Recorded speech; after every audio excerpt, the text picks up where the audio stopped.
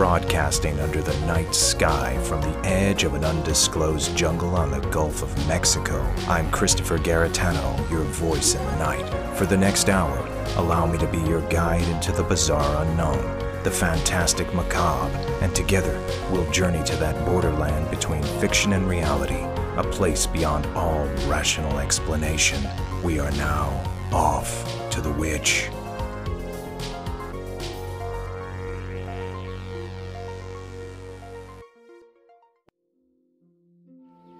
I saw a Bigfoot. I've had one sighting, but I've had numerous incidents where I've been able to develop somewhat of a rapport with them. Well, there's a great deal more love in this world than it's ever expressed, and animals are no different than people. And if you think positively and act positively, and through the media of soft voice, it's amazing how you can develop a rapport with wild animals. And I'm not talking about park animals. I'm talking about wild animals, and Bigfoot is no different.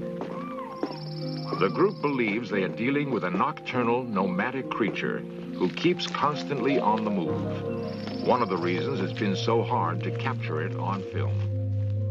That was an interview from the classic TV series In Search Of, hosted by the mighty Leonard Nimoy. It was that series, episode, and that interview in particular that opened my mind and imagination to the world of Bigfoot, the legend of an undiscovered species, a wild man hominid somewhere between human and ape, survived the ice ages and dwells deep in the wilderness of our modern day. It is all at once terrifying and exhilarating, and tonight I have the privilege of conducting my own interview with a man who has spent his entire life exploring the Bigfoot after his own personal encounter as a boy in the 1960s. So gather around the fireplace on this cold winter night to hear some of the best tales on the subject, and I'll return after this commercial break. After these messages, we'll be right back.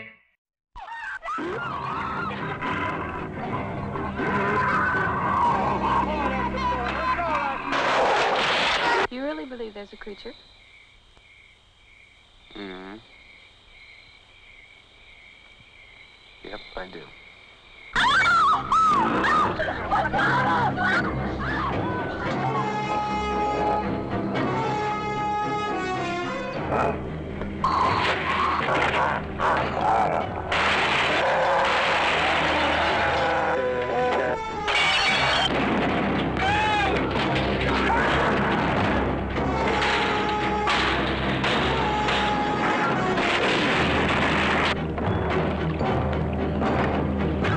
Creature from Black Lake is coming to a theater near you. A Jim McCullough production, rated PG.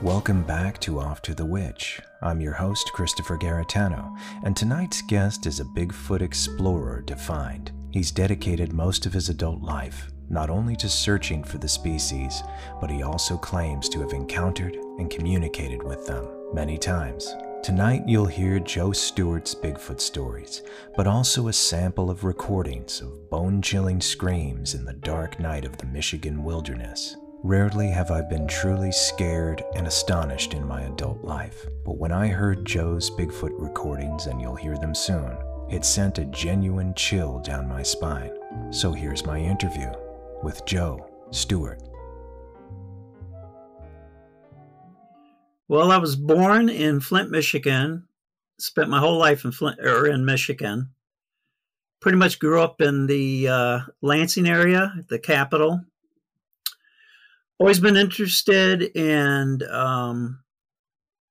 paranormal phenomena, UFOs initially, probably back in '64. Barney and Betty Hill case, when that came out, I was very much interested in that, and it kind of got me into UFOs. And I got into cryptozoology, the interest in Bigfoot was in '68 when I actually had an encounter with one while I was hunting with my father up in upper Michigan, up in the Alpena area, kind of close to where we were back in 2014, a little bit south of there, my first encounter. So that kind of set me on the path of trying to understand what I was looking at.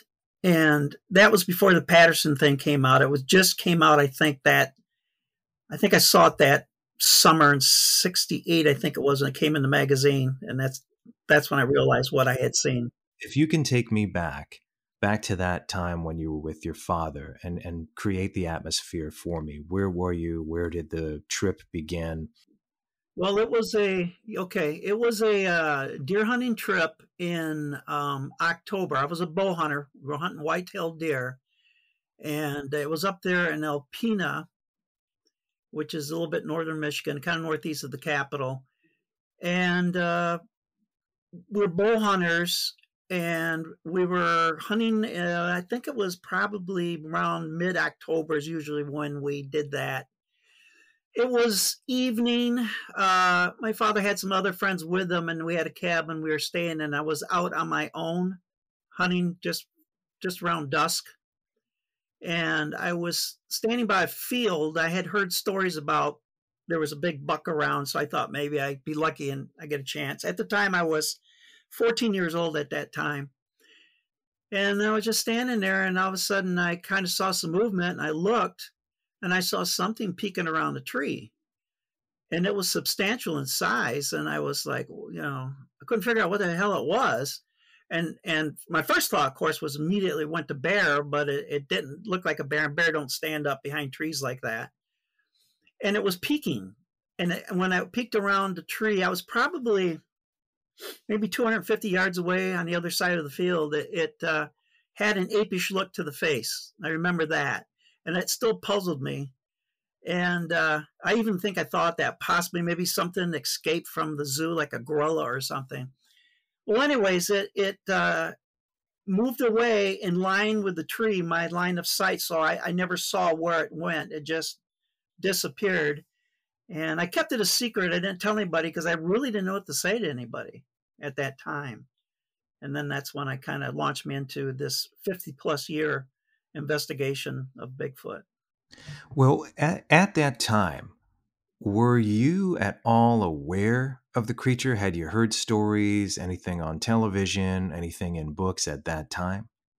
No, there was nothing around. Never heard of it at all. It wasn't until the Patterson story came out, and I think it was Argosy back in '68. That's when I saw that's what I saw. But no, there was nothing. Oh, I guess, there was something of the Yeti.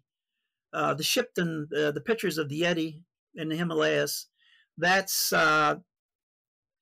was explained away that it was just the sun just expanded on the indigenous animal that was there, expanded the footprints, and it wasn't really anything what they thought. So wow. I didn't think much of it. So at that time, you weren't exposed to too much lore in regard to this thing. You hadn't heard any native lore about it. It wasn't really, and people forget that back in that time, information wasn't so readily available. You either had to go to the library, there was either a newspaper report or something on television outside of that, maybe newsreels or whatever, but it wasn't so quick. And news didn't travel fast. So your first reaction when you saw this thing was that it was an ape. Right. Yeah, you're absolutely true what you say. I had like zero information on it. I just did not know what I was looking at. And so you come back, you were with your dad at the time. Did you bring it up to him? No, I didn't say anything to anybody. I just didn't know what to say. It was kind of like, well, that was weird. And I kind of stuck it back in that little weird closet space. And later on, it just kind of inspired me to start looking into the stuff after I saw the Patterson information. All right. So tell me about when you first saw the Patterson info. Where were you, and how did it hit you? I was in my uncle had a cabin further north of that. It's up in West Branch area.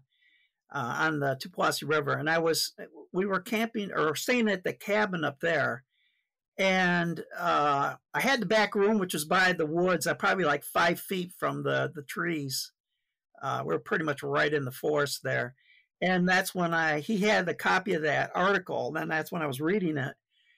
And then when I saw what it was and realized this was something totally different than I thought, it scared me then, what I had seen. And even to the point that I just took the blanket off the bed and hung it over the window so I wouldn't wake up with something like that peeking in or, try to come to the window. So that's the way it affected me after I had seen that. Just scared the hell out of me. So this was a terrifying thing. And it was, I mean, a lot of us, when we first saw it on TV, or, I think my first exposure to it was most likely in library books or Nimoy's In Search Of, which, I'm a little younger. So I saw a rerun of that when I was a little kid, and it really hit me. And is that the feeling of vulnerability? Because I've seen so many different perspectives on the idea of a Bigfoot or a Sasquatch, and some of them are terrifying. Some of them are more like they're getting in touch with this, as some say, interdimensional creature. Some say a very kind creature. In your case, it was terrifying when it hit you back then. Why do you think? But I wasn't facing it at that time. It was just my imagination working overtime. Sure. At the time that I saw it, I wasn't afraid of it because I didn't know what I was looking at. I didn't get a sense of fear or sense of threat. It did nothing threatening. It was just kind of looking at me, and then it went away. So at that time, it was just my imagination. I mean, 14-year-old kid working overtime, and all the monsters in the woods are out there now, and try to get into the cabin. That's basically my mindset at that time. So as you're getting older, what was the next encounter? Because your interest was building before you had another encounter with it, correct? Yes. And I was trying to understand the locations where they were, because now I was very much interested in trying to find out what this thing was. And that drove me on for years. And over time, I started finding evidence of them, like the footprints. And then when I found those evidence of footprints, and then I was looking in that environment to see where is it they most likely, hang out or hunt. And it was usually around areas that had a lot of water. And I found out that with a higher population of Sasquatch is where they had apex predators, like the cougars and the mountain lions in that area, wolves. And so over time, I just learned how to track them. I knew that I assumed that their main staple of meat was the white-tailed deer. And what I had done was, I'm a hunter, so I'd say, okay, I'm in this environment. How would I go about hunting? And that's how I started increasing my possibilities of encountering them in those situations. If there were signs that they were there, then I would use that strategy to get myself close to where they are. And it just took a lot of years now I can walk into any kind of environment and I can tell you if they're there or not, at least in that general area. I'm trying to get inside your head as a child, and then as that progressed. So you're 14, you're going further, and now it's starting the idea of a Bigfoot is really hitting pop culture. Didn't around the 70s, it was like a thing. Wasn't it kind of all over television and books, and people were talking about it more, especially after the Patterson video. There's some people out there that don't know what the Gimlin-Patterson film is. Can you give me a brief history of it? Well, it's just these two, I guess they're rodeo guys, did the rodeo circuit. They were trying to capture in Northern California a Bigfoot on camera, and supposedly that's exactly what they did. And it's been scrutinized. It's fake. It's real. My opinion is it is real, and I think they've done a lot of locomotion analysis on it, showing that it's real. So that was supposedly, and it was a female too, on top of it, which is really odd. If somebody was faking it, you would think, why would they go get a female outfit if they could even get an outfit? Nothing like that existed. So yeah, it slowly creeped into the culture. That series, that $6 Million Man that used to be on, they had a Bigfoot in that series. So yeah, it was slowly getting into the.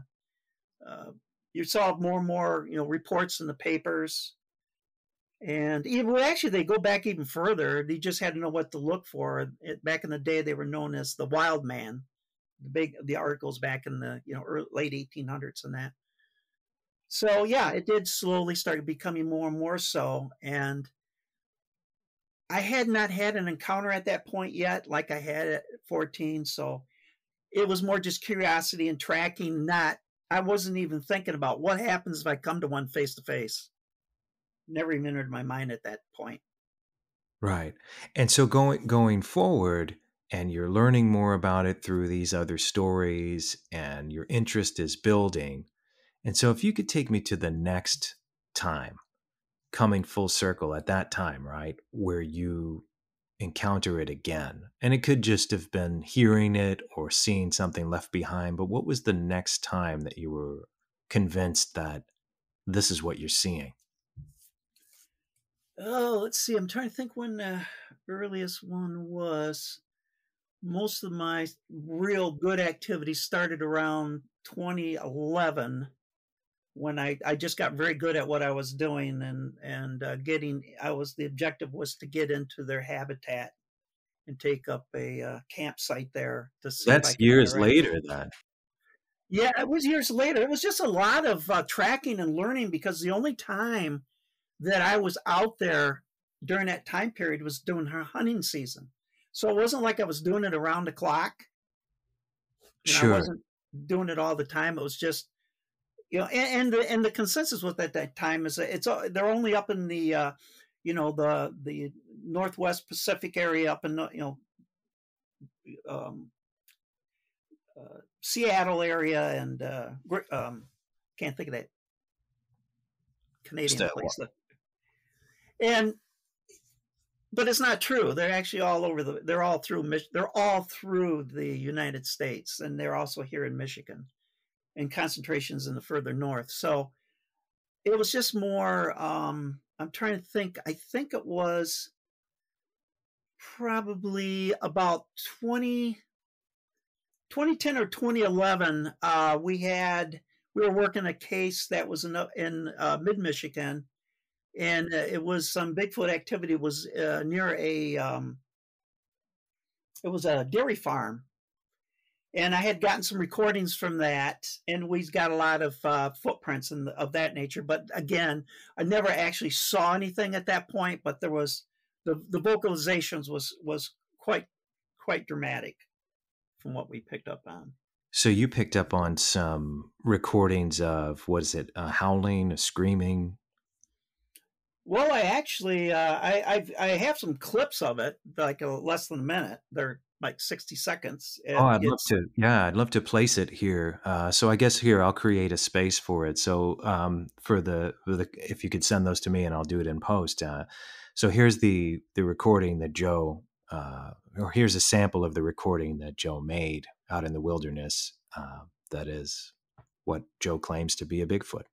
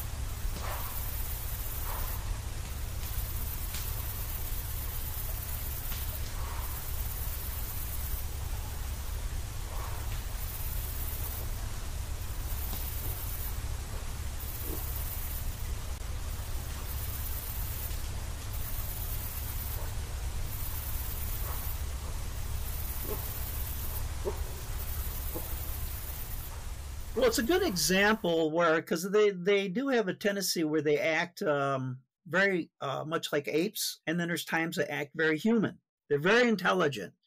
And this recording, you'll hear, if you listen very carefully, you'll hear breakage of branches and the kind of things that apes do when they do displaying. And then you'll hear them make an actual vocalizations back and forth. There was, I don't know, about 3 of them in there, if I remember right. So yeah, that was that. It's very rare you do catch them on audio. I've heard them before in the wilderness, but not necessarily I got anything running at you, because you don't know when it's going to happen. So I just never had anything running that would have caught it. What do you think they are? You know, just in your opinion, after all these years, what do you think a Sasquatch is? Well, from all the research I've done, and evolution and things of that nature, I'm coming to the conclusion. You're aware of the Gigantopithecus blackie? Yeah, you know, I've read up on that. Of course, it existed, and it was a long time ago. But yeah, it disappeared from the fossil record about 300,000 years ago, and it also is tied to the orangutan. They are actually sister clades in the evolutionary tree. So, and if you get some of the pictures that I have of it, you know, I've got like pictures of the arm in front of cameras and that, it looks so much like an orangutan. It isn't funny. So I'm thinking that it is the Gigantopithecus, but it didn't disappear, that it actually evolved into what we have today.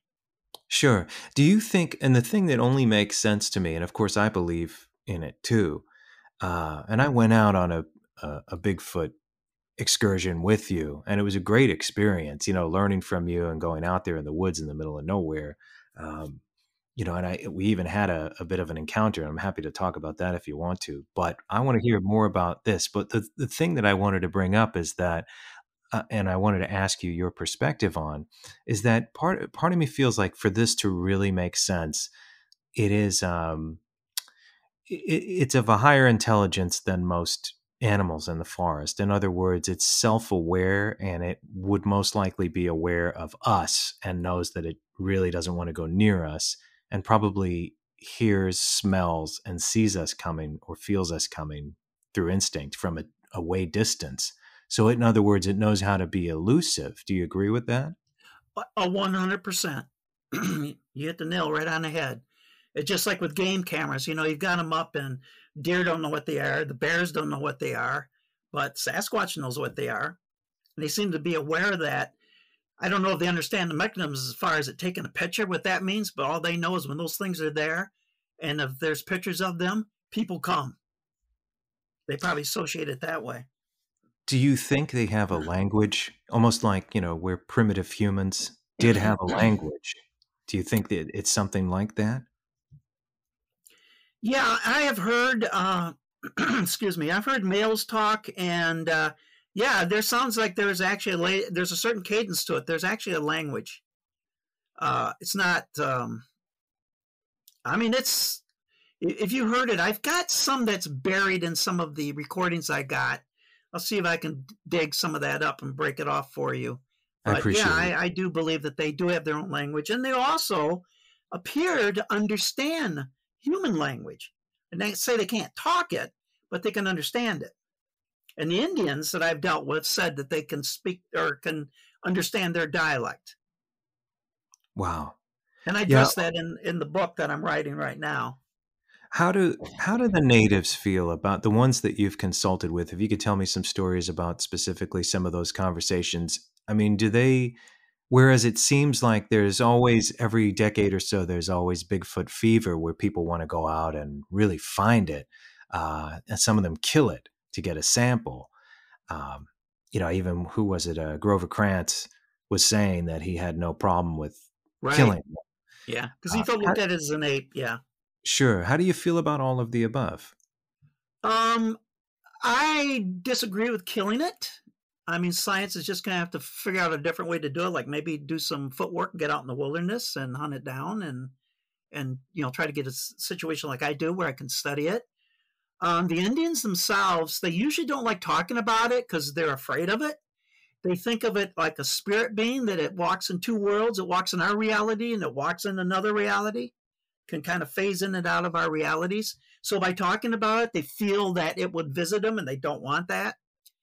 So they do have a big respect for them and a fear of them. So in the native culture, it's normal to acknowledge that these things have been around for a very long time. Yes, the people I have talked to, yeah, absolutely. And they call them the Indians that I've dealt with up in the north there, the Ojibwas, the Odawas. They call him the Red Man because of his red, fur, or hair, I should say, his red hair. Even though they do have different colors, but that seems to be a dominant color. And I'm sure you are aware of the Theodore Roosevelt story that was written in his memoirs, The Wilderness Hunter, and the Cowboy Land chapter, about his encounter with a guy named Bauman during a buffalo hunt. Bauman had said to him, it had confided in him in this story of his partner. They were trapping beaver, I think, and his friend was killed. And Roosevelt writes this in his memoirs. Do you think that was a Sasquatch, whatever he encountered, or whatever his friend that he told him this story, this very emotional story of a man getting murdered by something? Do you think that was a Sasquatch? Well, I had not. I'm aware of the story. I have actually got the book, and I haven't read it yet, so I haven't read it for myself. It sounded like a Sasquatch, but I've never seen it act that way. I mean, anything, if you corner it and threaten its life, it's going to defend itself. If that may have been the situation, but I don't know. I just I'm having a hard time believing in it. What that story said about it. I could have been something else. True. I mean, I know that you've done your research on other things that are out there or could be out there that are as elusive and unique as the idea of a Sasquatch. And again, I believe it. I don't know why people see it as, or some people see it as, such a far-fetched thing to believe, especially with all of the vast array of bizarre creatures that we have samples of on this planet, all of our biological history of everything that existed, as you were saying earlier, Gigantopithecus, and it just doesn't make sense to me for someone to just dismiss it, especially with all the stories over the years and all of the witnesses. But part of me is obviously conflicted about, should we leave it alone and keep it a mystery? And then part of me, of course, I'm so interested in hearing stories of what you find over the years. What was the first, I guess, most piece of, in terms of your journey when you really set out, what was the striking artifact that you found that really confirmed this for you?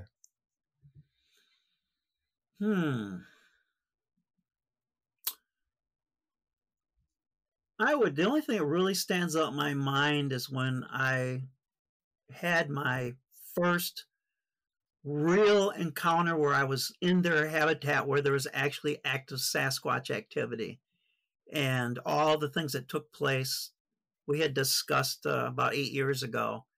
That is the one that sits on my mind the most. There was so much from that. I do have thumbprints, shows a totally different dermal ridge structure than what we have as humans and what apes have. The footprints, there was just so much evidence in the interaction with them and throwing rocks at us and all that. That was just, and as I told you, I was with an Odawa Indian at that time, and we really didn't think we were going to live to see the morning, because we were just pushing the envelope. We couldn't leave. We were kind of stuck there, and we're way in that particular camp. It was quite a ways into the swamp, so we had no way to get out of there. We just had to. I guess what we did, we just took on the. I just told myself what we need to do is we just need to do not show aggression at all. Just be passive. Be very passive. Be very slow about your movements and that kind of stuff, and see if we can get through the night. And we did. And from that point on, we just started developing this relationship. So that's that is where it kind of went beyond the physical evidence as far as footprints and stick structures and glyphs and that kind of thing. And we started this relationship where they're learning from us and we're learning from them because they're very curious. So there was that night where you thought you were in great danger, no? Yes, because we didn't know. Can you bring me back just so the audience can kind of feel where you were at that very time? How did that night begin before the visitation happened? Well, we had already had some other areas picked out about 35 miles from that area where we actually had a lot of Bigfoot activity. And my plan was to camp down at the swamp floor area. And I wasn't too keen on it because it was just, there's so much deadfall and everything. It was not, my philosophy is that when you're dealing with them, no weapons, you put yourself almost on stage. So I sit like in an open area where I'm surrounded with woods. That gives them the comfort. They can move around me. I don't ever see them, but they can always see me and what I'm doing. So those are the environments I try to set up. And that really didn't fit the bill. And my Indian friend found a place that kind of fit that bill. And that's where our first camp was. And so while we were in there, that's when the first one we saw was down an access trail. It's just big and black. And at that time we saw like red eyes. Later on, we started seeing more. It wasn't eye shine. When you did it's kind of hard to explain. It's like if you're looking at you and you have no light on it, no ambient light, it actually has like a luminosity about it. It's like a whitish blue tint. But if you shine your flashlight on their eyes, it would reflect back like an amber color, similar to that, orange, amberish kind of color. So yeah, that was we just didn't know. I mean, we didn't know what can we do, what we don't want to do, because you don't know how, I might be accidentally pushing the envelope, and piss them off or something. And so it was just a lot of just monitoring our actions and be very, quiet and, try not, flashing your flashlight on them, that kind of stuff. So that was how that began in that new area. And they just showed up right after that part after dusk where it gets very dark and it's hard to distinguish shapes and that's when they showed up. And it kind of started with some rock throwing. They never hit us, but they would, we had an access road, so we had our cars with us, we had all our equipment in, and they would hit the vehicles and stuff with these rocks. And so that was created a very anxious moment too. It was just draining to go through this for hours on end. And we just didn't know any time they could have came into camp, they could have done something to us. But they didn't do it. They kept their distance, and we just kind of weathered it, and it was almost, I felt like I was going through the gauntlet. Let's see how they react. We're going to run panic, through the woods screaming or whatever. And we stuck it out, and it got better the next night from there. But yeah, we didn't know. It was just an unknown. We had no idea what was going to happen.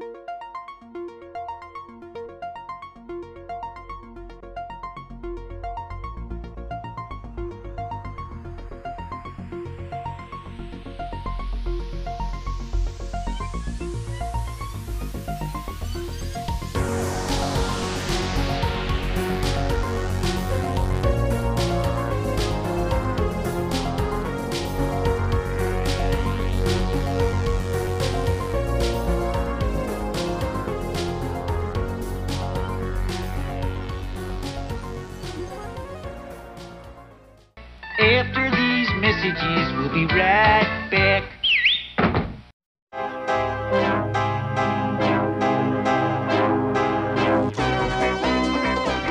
This series presents information based in part on theory and conjecture. The producer's purpose is to suggest some possible explanations, but not necessarily the only ones, to the mysteries we will examine.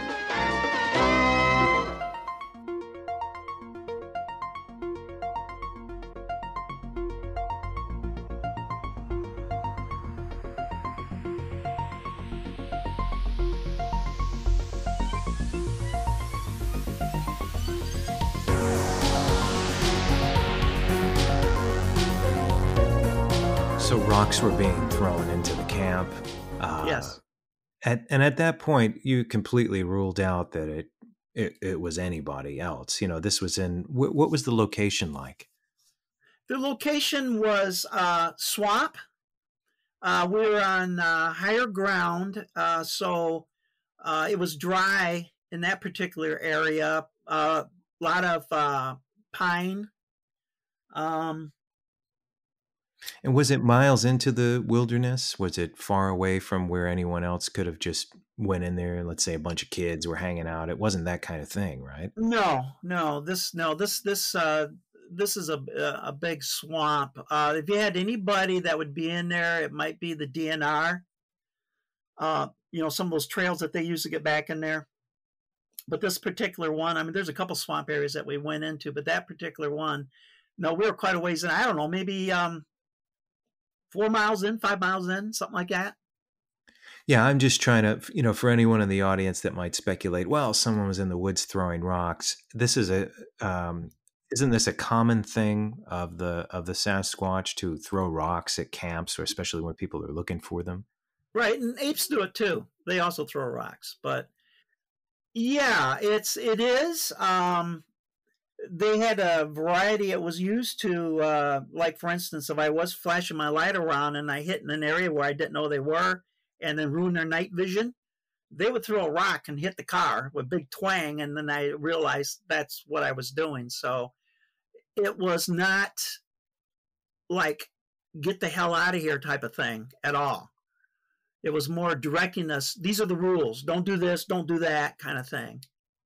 And so it was just a matter of sitting and listening and watching and understanding what was going on. But you always had that fear because, I mean, these things were huge. They could rip you to pieces easily. Sure, if they wanted to. I mean, we figured the average height from what we could see from the eye shine from some of the trees was at least 8 foot. Wow. And at that point, when you realized you weren't in, or at least you felt you weren't in great danger as long as you played by certain rules, did you go back and try and communicate with them? Oh, we stayed out there for 8 days. We didn't come back. We continued with it. It was just too much of an opportunity to lose. So how did it progress in as the days went forward?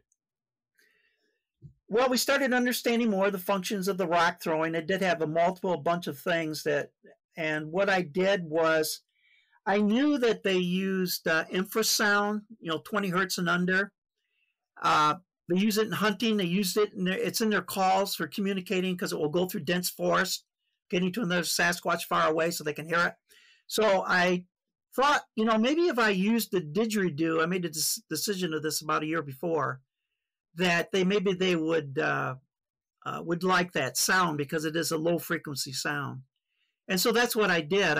I would play the didgeridoo for the next night, and they seemed to enjoy it. They were very quiet, and they would listen as I played it. Didn't do it very well, but they didn't seem to mind. And we just kept filming while all this was taking place. And they would leave. The first time they left a glyph, which is the best way I can describe it, is just some sort of symbol built out of sticks that maybe a foot long, somewhere around that size, and they would make these different symbols, and they would leave that on the back of our tent. We come back and get up in the morning, and there'd be the symbol here. And I started doing our symbols. I'd do the alphabet, and they would come in and they would take the sticks that I had and make it into something different. But they never added or took away the sticks. So I figured they were just playing with them, but it's communication. So we did this for quite a while, and this went on for like 8 days. We got more and more used to them, and then from that point on, we started going almost every month. We were up there at least for several days to continue on the process. All through 2013, there was like six months of that going on, at least minimum 4 days. That's an incredible amount of time, especially and required, I think, to research something like this. And so the communication continued. That's also something I wanted to bring up while it's on my mind, is that I feel like even though we've seen communication from apes and chimps and gorillas, they do communicate with humans, and they can learn. But it seems like this species is a bit more advanced than that. Maybe somewhere between human and ape. Would you agree? Yeah, they do act like they're right stuck in between both. And but they got that intelligence and awareness that you talked about, very much so. Sure, because that's the only thing that makes sense. Because again, I believe, and I believe in many of these stories throughout the years, and that the only thing that makes sense is that they're aware.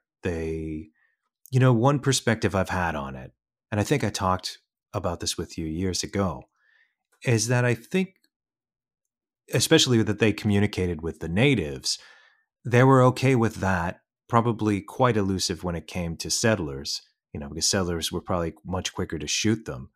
And when industry started to occur and technology started to occur, that's perhaps when they retreated, and maybe purposefully keeping their populations down.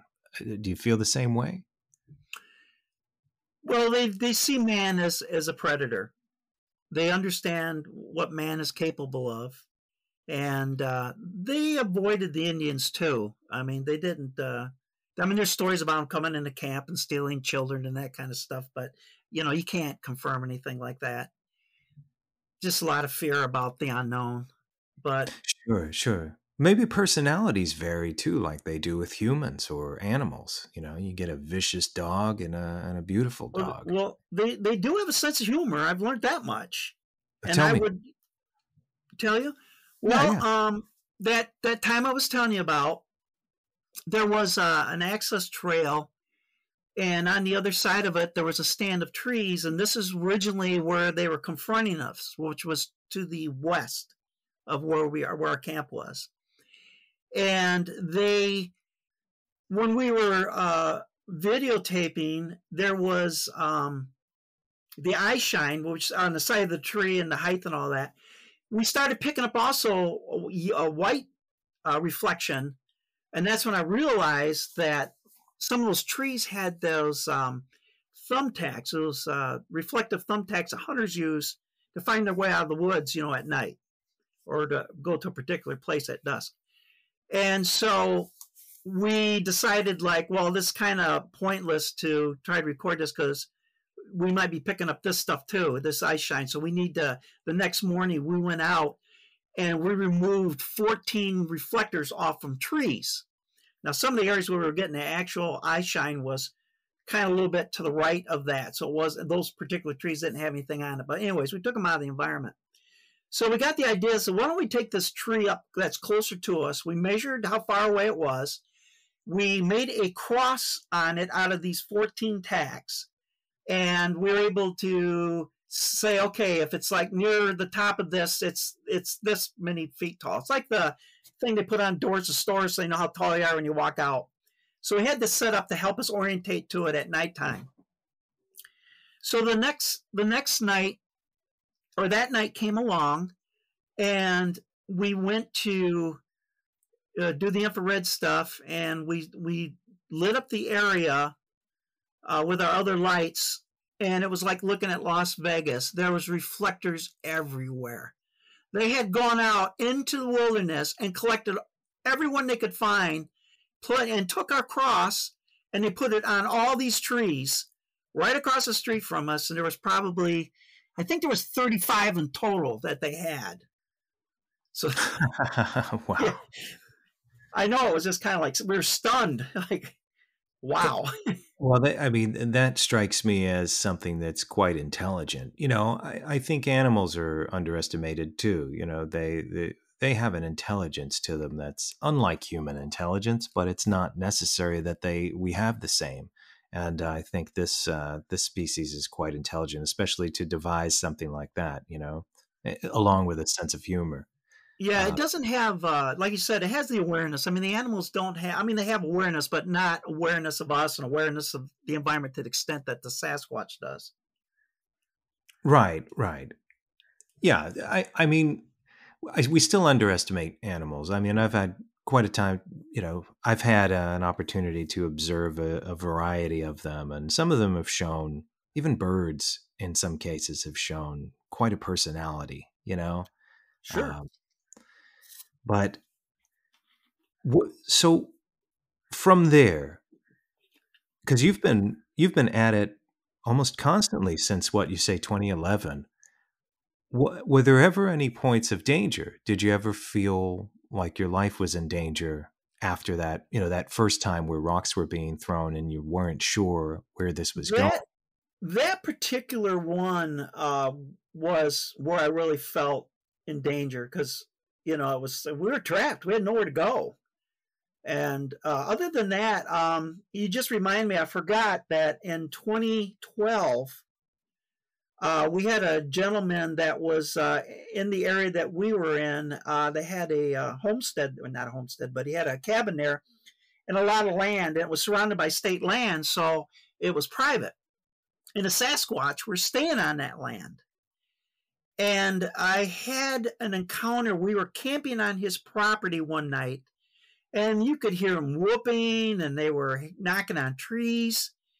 And I had a friend from England that was played the Indian flute. So we're sitting around the fire, and it's kind of an area in the woods he cleared out where you could bring an RV in there or throw some tents in there. But it was right in the woods on his property. And I happened to have my night vision, and I looked to my left where there was a forest there, of course, and just inside with the very edge, there was standing a Sasquatch, and I had his face. I could see its face in the scope. I saw that it had like round eyes. I saw that it had, the brow ridge went all across the eyes. And it was listening to the man play that flute, and it was you could see the expression of wonder on its face. It was so human, it wasn't funny, and it almost kind of reminded me of. Do you ever remember the movie Young Frankenstein, when Peter Boyle's like reaching out for the music, the notes of the music? Of course. That's what it reminded me of. But it was just, I had it for 3 minutes. I watched this, and I had my Odawa friend there, and he came up and he got the scope and he was watching it, until it finally went away. But yeah, that was just amazing. That was so human, it wasn't funny. I mean, you could just, when you look at people and they're just enjoying something, that's exactly what it was doing. Yeah, I would expect that from the behavior, all the stories of all the encounters. I'm sure there's a variety of personalities like there is with any species. Sure. Absolutely. Because it might explain some of the more violent attacks. I think the Ape Canyon thing was really just this family trying to get these guys out of there because one of them was shot. I hear these stories and you never... humans are shooting at them. I mean, just imagine, if you will, a group of mountain men being shot at. They're going to fight back. They might even try and kill you.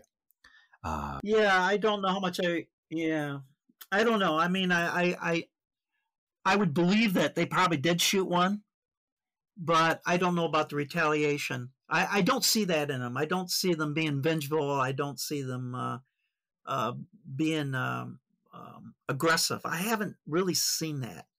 Now, if you're like, say, a Sasquatch is fishing in a particular part of the river and you don't know it and you're in there and you start fishing, they're going to throw rocks and things at you to say, hey, I'm fishing here, leave the area, something like that. But I don't see where they're territorial. They just have ranges that they roam. They're more nomadic. And I just don't see the territorial, and I don't see the aggressiveness at all. Sure. You think mainly they just want to be left alone? Oh, absolutely. And like you said, we're infringing more and more on their area, and that's why we're getting more and more sightings now. A lot more. When do you think it might be? Because I once again, I believe it exists. When do you think it might be that there's going to be this indisputable, concrete evidence where people just finally accept the fact that these things are few in number, but they do exist? Well, right now I've collected some pretty good. It's been very difficult getting any kind of DNA, studies done.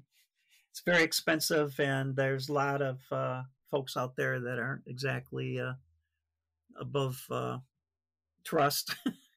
And I had made a connection with University of Cambridge, and I was able to send them hair samples I have collected over the last 4 years, as well as environmental DNAs, possibly some saliva.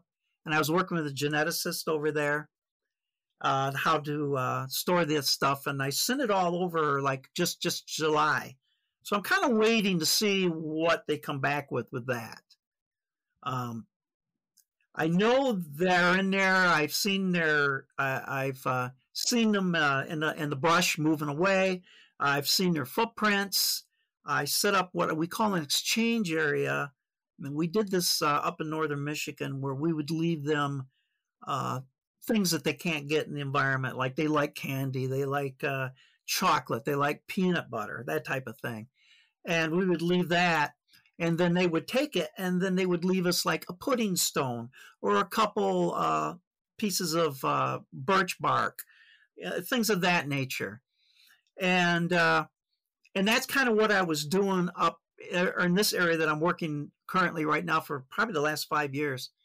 And they haven't really left me anything, but they do take of it. And that's where I got the hair samples from. I set hair traps. And the other thing I found out was that since DNA testing didn't seem to be, in the cards, I found out that each species has in its hair, there's a cuticle, the scales of the hair is unique for each species. So the hair that I had, I was able to cast it, and using my compound microscope, I was able to photograph it. And then I went in and I sampled everything that was in that environment, the raccoons, the possums, dogs, humans. I even added apes to it. It matched none of it.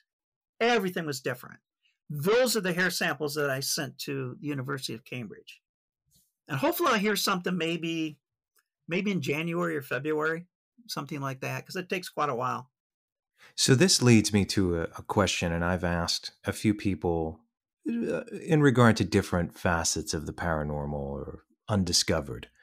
Do you think that the governments of the world, or let's say in our case, the U.S. government, is well aware of this species, and in a way, they're protected? So let's say you send something off to a university, it might disappear, they might come back with a negative result. Do you think there's some kind of protection or conspiracy to keep this information from us?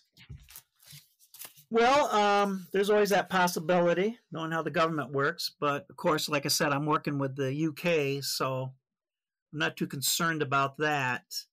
But I will tell you that the government is aware of it, and I'll tell you a little story how I found out about that. I worked with a person that was worked for the U.S. Army Intelligence, and we were working a job together. We were in IT. He was an IT guy at that time, and he decided to go back. Well, I was talking about Sasquatch, and I would pick his brains, like, okay, how do I get in this area? How do I cross this rivers, by myself? How do I do all these things? And he was giving me all this advice, all this training, and he wasn't a believer in it. And he ended up leaving that and going to work for the government again. And they were developing maps for pilots. When they go down, they have that shows where food supplies are, where villages are. This is an area that has rattlesnakes. This is an area that has that. Well, he calls me up one day. He says, "I got to talk to you, and I can't talk to you on the phone. Let's meet in the back alley." So he came over, and he was all excited. He says, "What you said is correct. They do exist." He said, "I had this map that we were making for the pilots. In there's a section up in Washington of the Sasquatch. They actually have a picture of the Sasquatch. They have its area, its habitat, where it roams. They had all that information in there. I wanted to bring it to you to confirm it, but I can't do that because it's classified. So that is how I know that something was going on, because I trusted him. He wasn't even a believer in it. He was really excited about that it really did exist. Wow. And have you ever felt any pushback from anybody or anybody that, and I have to ask whether it happened or not, but has anyone ever tried to suggest to you not to talk about it? No, I've never had anything like that. I'm pretty much, I'm not a joiner, and I pretty much stay out of the mainstream of Bigfoot. I mean, there's a lot of earnest people out there trying to find things out, but there's a lot of the people out there that I just wouldn't want to deal with. Very vicious, very negative, you know. So I just avoid it. Yeah, I think that goes with just anything. I mean, it happens in the world of movies. It happens in law enforcement. There's just some strange, I guess you can call them competitive. However, I just think it's just they're very insecure people that try to get in your way of progress that you might lend to everyone else. Obviously, being a lone wolf is probably the best policy in that case, because you're writing your book, you're finding this information out yourself. And trust me, the audience only cares about that. They want to know what you have to offer. They don't care about all this infighting stuff that happens in these little clusters. It means nothing, it means nothing to them. Well, I'll tell you a story that involved the government. This was 2012, late 2012. And in the particular area, there is military activity. And when I had gotten up in there that weekend that I came up, we were friends with there was a lot of gas wells up in there. And there was a guy up there that checked the gas wells and, did his thing every day. And the woods or the swamp area that we had a lot of activity, and we've been working it for a while. All of a sudden, these groups of soldiers showed up. They dropped them in somewhere in the middle of that swamp, and they worked their way out. And it scared the hell out of this guy. And he was telling us about it. He said to the point that he was carrying his gun with him in the car when he saw them. But he said, they weren't like in any particular kind of uniform. They kind of like doing their own thing, but they were carrying some kind of like an assault shotgun. I never saw any of this, and I have a friend that was another friend of mine that was on military intelligence, and I was talking to him. I said, well, who would this be? And he said, well, a lot of times special forces dress like that. They wear whatever they want to wear, and the kind of weapons that they use and that kind of stuff. And in his opinion, that was special forces that were in there. What were they doing? Are they hunting for this thing? Spreading out and going through that swamp area? Because it was a very active area, very active. So anyways, so we talked to this guy. We're getting information on it. And we also had people that were saying they would go into that wooded area, and these military types would show up and tell them to leave the area. The soldiers would tell them to leave the area. But I can't confirm that, but I've heard stories of that nature up there. So one day after we were kind of inquiring and moving around, and it just seemed like it was getting very strange up there. We've been followed a few times, that we had to drive through these back roads, to lose whoever. I don't know if it was a local following us. I had no idea, but we're definitely being followed. So we were in you're familiar with the tracker, the small tracker, the geo-tracker vehicle? Yes. So we were driving on a main county road, which is a dirt road, and it's out in the middle of nowhere. And as we were driving, he was driving, all of a sudden it just felt kind of weird. And out of the blue come this A10 warthog. And I had the window down and I looked up. And that thing was so low that it literally broke the tops of the trees, and you could feel the heat of the engine. And we lost control of the car. Literally lost control of the car. But he was able to keep us before we went over this. He had a very deep ditch, and we almost rolled over into that, but he was able to save it. So I said, what the hell was that? Was, like somebody painted us? Were they doing, practice runs, We didn't know, so I got a hold of my friend in he said, no, that's totally illegal. That will not happen.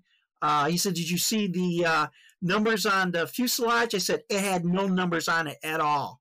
Nothing. I mean, it was so close. Treetop, maybe 60 feet up, something like that. I mean, you could just feel the wash of that jet engine or those twin jet engines as that thing went over.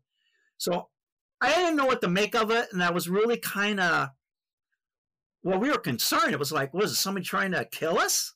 Make us have an accident? Say, they just ran off the road. But you could see the trees where it splintered the tops off as it went through. And they would have been on radar. They would have known what they were doing. So I have no idea. I have no explanation for it. He just said that cannot happen. That's what he told me. Wow. So that's the only government stuff I had. So I have had nobody come in front of me and say, hey, forget about this. Walk away. I've never had that happen in any shape or form. But those two stories are enough to lead me to believe that they're aware of something. I mean, they seem to have their hands in just about every facet of the paranormal, everything from psychic research to UFOs, of course. But a lot of those things are being revealed slowly. Even something outside of the paranormal realm, but conspiratorial, the Kennedy assassination. I mean, the recent revelations of that everything's blowing my mind lately. It seems like all of these things that were top secret and concealed are slowly being revealed to us. And I wonder if the history of the Sasquatch, which should be on some kind of record with the governments, might also be confirmed and revealed. Now, I'm not a person who needs confirmation from a government to believe in something. Never did, never will. But it's interesting that they're starting to let these things out a little bit. It's funny you mentioned that because back in when I was young, I was in like junior high school. You were psychic phenomena. ESP was nonsense. It just didn't exist. And I thought it was funny that we had these people come in with one of my classes one night. They had to stay over, and they were testing people for ESP. And I said, well, how can they be testing people for ESP when they say it's nonsense, it doesn't exist? And then later on, you find out about remote viewing and all that stuff was going on around that time. So. Sure. And like I said, it's so important. And a lot of my work looks into that. And it's like, well, we're told that this is fiction, but it's not, because the government experimented with it and they put a lot of money and time and years into it and got results. And so why wouldn't more be revealed? Like I said, very recently, they're revealing that 100% confirmed there is something out of this world that has been flying around observing us and maybe even taken down planes in different areas. That's something to be concerned about. And isn't it for both of us, when we were kids, we're all interested in this stuff, to now come into a world where all of this so-called fiction is spilling over into reality finally. It was always here, but what an interesting world to be in. Right, and that's why we have all these organizations, because, we weren't getting any answers from the authorities. So we created our own organizations. We went out hunting them in UFOs and Bigfoot or whatever else is out there. Sure. Do you think that, I guess between the generational gaps, because a lot of us grew up with interest and we're slightly different in age, but still it's all of us are in our well adulthood, and we're in positions, those people come into positions of power and their interest is there. I'm sure even recent presidents have been like, show me everything at Area 51. I want to know everything. It's like you walk in there and they probably don't even have that clearance because they're just there for a little while. But I feel like soon a lot of this is going to be revealed.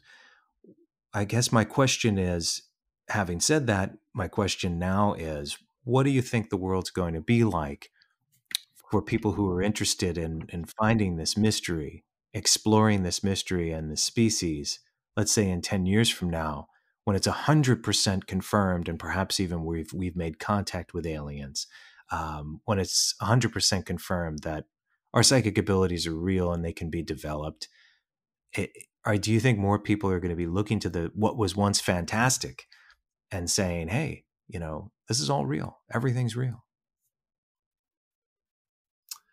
You mean what is it? How's it going to come in the future when it does become revealed that it is real? Is that what you're talking about? How do you see the future? Because it's clear that it's exponentially changing right now. Like the governments of the world are starting to reveal all of the above. And so in 10 years from now, it looks like we're going to be in a very different place. So what would it be like for someone who is looking for a Sasquatch in 10 years from now? Well, I'm hoping that it will be revealed that they do exist and that actions will be taken to protect the species. And I'm afraid they're going to put them in laboratories or they're going to put them in zoos. And it's like taking a human being and doing that to them. I mean, they have emotions, they have families, they have a culture like, different than ours, but they do. They live in family groups, small groups. That's the way they avoid us. They do gather together on occasion, but not like a tribe like the Indians did. So I'm not sure. I mean, it's with the political climate these days. And, even though the UFO stuff came up with the Navy had shown those pictures and stuff. But did you notice how it kind of shut down? There's not a whole lot coming out anymore. Yes.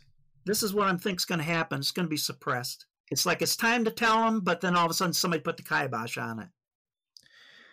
And they've been revealing it slowly over the last couple of years or so, or even a little further than that in the news.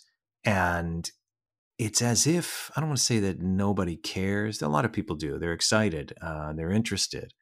But you would think there'd be a bigger reaction when you finally have these officials releasing these documents, and there isn't. And just as an observer of our current times, I mean, we live in some, I don't want to say some bizarre, some dark, but also kind of exciting because we don't live in mediocre times for sure. We're living in a very weird state of flux, and just to know that a lot of this is being revealed. Part of me thinks, like I had said earlier, that I think the governments are aware of the species. And it only makes sense that they might be, because they would have known about this thing, and perhaps they're protected, It seems like they're aware of everything. And if you were to encounter one, and you've already made it clear that you wouldn't shoot one, but how would you deal, let's say you're out in the woods, how would you deal with and you come across somebody else, and they pull out their weapon? How would you deal with that person? If there was a Sasquatch present? Sure. And they were I about would to try to stop him from shooting. Okay. Yeah, I'm just curious. Again, like I try to, I'm really curious of these scenarios because there's so many different people looking for them. It's bound to happen. Someone's bound to kill one eventually. I've had bear hunters that actually had one in the scope, and he said, I can't shoot. They said it was like murder. It was too human looking. He didn't want to take the chance. He didn't shoot it. Sure. And I mean, how could you blame him? No, I don't. Yeah. When you really see them up close, you can see they're not like a bear or something. There's an intelligence there, like ours. There's an intelligent like ours. They don't have the technology, but there's an intelligent like ours. Kind of look at it. I mean, we come off from the chimpanzees, and the bonobos came later, but we broke off from that about 5 million years ago, and we developed into what we are today. And I think this Sasquatch broke off from the apes maybe 20 million years ago. It had a similar ancestor to the orangutan, and it developed to what it is today. That's like another version of the human. It's only probably more ape, I guess you would describe it as. Until you see the genetics, it's hard to say. Wow. And what was your latest encounter up to recent days? Let's see.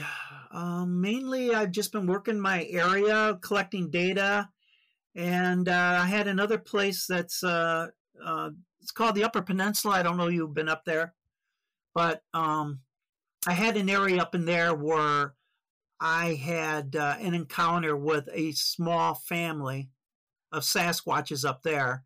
And I've been working that area for about 3 years. So we were just up there last year, and they had left that particular area, and we were hunting them down into a new place. And so we found a lot of new evidence and stuff there. So there wasn't anything that was real visual, or we had no sounds or anything like that, but we definitely found a new spot. And then down where I'm at now, there's a place very close to where I live that I have been working for 5 years and slowly building up, trying to catch them on film, get some better evidence from what I have right now. So that's mainly what I'm doing. Of course, right now I have to be careful because there's hunters out there, so I have to kind of just avoid the area for right now until the hunting season's over. Is this deer hunting season? Yeah, it's gun season. I mean, there was bow season. One of the guys, literally where I had my exchange area for 4 years, put a tree stand like within about 50 yards of it. So it made it quite difficult to get in there. So I had to, being a hunter and all that, I just kind of tracked him and see how he moved through the woods and what he did and where he went. Does he hunt with another fellow? What his vehicle looked like? What his times were? I did all that so I could go out there still to leave food for them to keep that relationship going without the hunters being aware of it. Wow. So that's over now. Gun season, well, there's right now it's black powder season here, still bow season in December. So January 1st, all that will cease. And I'll just continue what I was doing. Did you ever come across any of the hunters, that you weren't on an expedition with, and they may have seen one? Like, have you? I never talk about it. I don't want anybody to even be aware that they're out there. But I did talk to a fellow that kind of grew up in that area, and he says, "Oh yeah, we're very much aware there's Sasquatch in this area. Very much aware." And I've been kind of. I had this, one of the guys I'm working with is a medical doctor. We found out we had similar interests, and so we've been kind of hunting together. And one of the people that he hunts with before was a gentleman that I told you that grew up in that area. And he had sent me a picture. I write a column for a magazine in the UK, and sometimes I write about Sasquatch. And there was a picture that had these young saplings, and there was 9 deer skulls on those where it went right up the where the spinal cord goes up into the skull. They had 9 of those on these saplings just hanging there, and one group as you walked up to this path is where it was. Now the interesting thing was that the DNR went in there, and the skulls had disappeared, and they put a berm in there so you couldn't drive back in that access area anymore. They pretty much closed it off, that particular area. You have to hike in from a different location. And I even questioned them on it. I even showed them pictures of it. And they stated that, we don't know anything about that. Well, why'd you put a berm in there? Why you close the place off? And they just wouldn't answer me. They just walked away. So, and I was trying to, I said, was this thing like a warning, stay away kind of thing? I mean, that's the way I'd interpret it. But knowing the way that they are, I said, I have a hard time believing that. Well, I talked to the gentleman that, when they discovered it and photographed all this, I said, was there anything that you did? And he says, well, the week before, I found a small a skull to a squirrel, and I put it on one of those saplings. And when they came back the next week, they had all these skulls sitting on these saplings from deer. So it was more like almost like a competition that they mimicked what he did, but they, did it many times fold. And I find that's their nature. They do have a competition about them. That's amazing. And you could look at it as a sense of humor too, I guess. Is there anything you want to talk about in regard to the animal? Well, in regard to the species, in regard to your experiences that I haven't asked about? Well, the main thing that is that the book I'm writing right now is it shows the Sasquatch for what it truly is. It's not what commercials show it as or what Hollywood shows it as. It's always a monster. It's always chasing people, always killing things. It's not like that at all. And in part of the book, I do make an argument for their rights, that they should have rights just like we do. And so it's more of a familiarizing people with it. And hopefully there'll be, some genetics to back up what I say, to give a little bit more iron to my words. And so, yeah, I'm more interested. I want people to be aware of it. I want them to know it exists. I want people to give them their space and to be very much aware of things when builders go in and take in wildernesses and put in there whatever they build in those areas. They're destroying their habitats, They do coexist with us, and they do take advantage of things like our farms and our, agriculture, all that stuff. They do take advantage of all that. It helps them survive. So, yeah, I'm afraid that if something doesn't happen soon or we reveal and people are aware of it and what's going on, I'm afraid that it's going to be too late, that we're going to fringe to the point that it's going to be disastrous for them. Wow. I really appreciate it today, Joe. It's so good talking to you, and I want to have you back on at some point, especially when the book is done and we can talk about it. And I ask every guest this on the way out. If you were to retain something on your way out of this life, out of this physical body, and it's your consciousness, whatever it is, what would you take with you? The knowledge that I helped humanity.